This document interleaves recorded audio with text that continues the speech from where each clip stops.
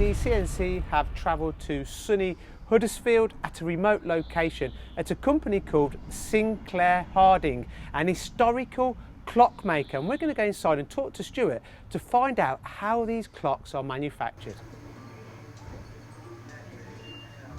Here at Sinclair Harding we manufacture high quality bespoke mechanical clocks, fully mechanical clocks. I'm not sure whether people use these particular clocks to actually tell the time. I'm not sure whether people use them as sort of a party piece or something just to show off, or collectible items. They're not old enough to be antiques. So we have a real range of, we do a lot of servicing of our own pieces, and we get some back from the 70s and 80s, and they're a similar style but a completely different animal now. In the beginning there were just a lot of manual machines set up, manual jig borers, manual lathes, that kind of thing, and everything was done, that's as close to it being done by hand. Now we've evolved into using modern CAM software, CNC machines, and we've got a full setup now for both, for all milling, CNC turning, and the wire EDM.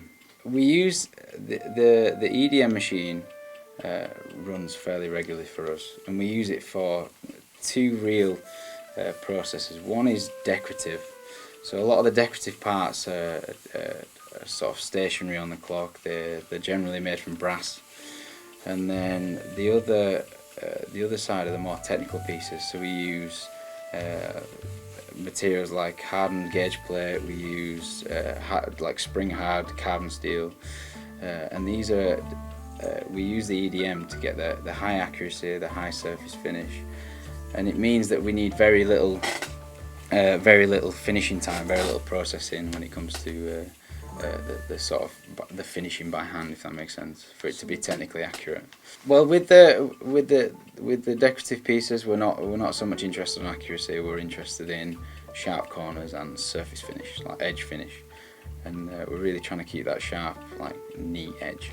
With a lot of the components that are used in the timekeeping, in the escapement, we can be machining through high-speed steel, like I said, like hardened gauge plate, that kind of thing, and we're aiming for really sort of like 10-20 microns, and we'd be quite happy that machine to do that all day long.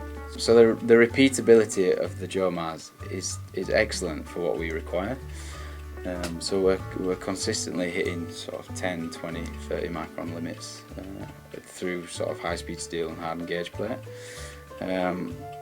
And as far as the Jomars machine itself, it was cheaper compared to some of the alternatives out there. We had a Jomars before with a slightly bigger work surface, like operating area, but it had a huge footprint. And the latest models, the footprint is way smaller. We've got a slightly smaller machine this time, but we don't feel like we've lost anything really notable. That's all. We've invested quite heavily on our machine capacity, to the point where we actually have overcapacity really for what we're making.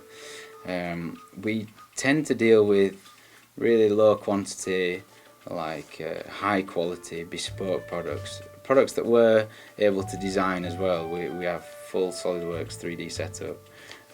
We have full 3D CAM software, OneCNC that's driving all of our machines.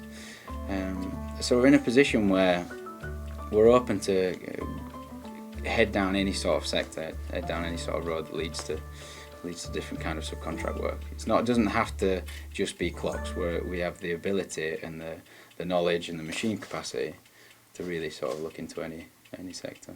Thank you very much for your time today.